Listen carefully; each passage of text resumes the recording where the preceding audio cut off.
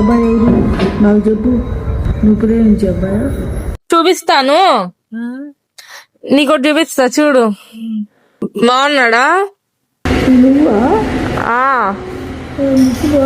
బాగా సన్నగా. అమ్మకి చెప్పనా ఏమని? ఈ అబ్బాయిని చూపించేదా? ఈ అబ్బాయి ఎవరు నాకు చెప్పు, నువ్వు ప్రేమించే అబ్బాయి? వచ్చి చెప్దాం, ఏం తప్పు లేదు. అబ్బాయి బాగానే ఉన్నాడే. బాగున్నాడా? ముక్కు మొహం బాగానే ఉంది. ఏం చేస్తున్నాడు? ఇంజనీర్. ఏంది నీ కళ్ళు పెద్ద పెద్ద కళ్ళు కదా, కళ్ళు మూసుకున్నావు.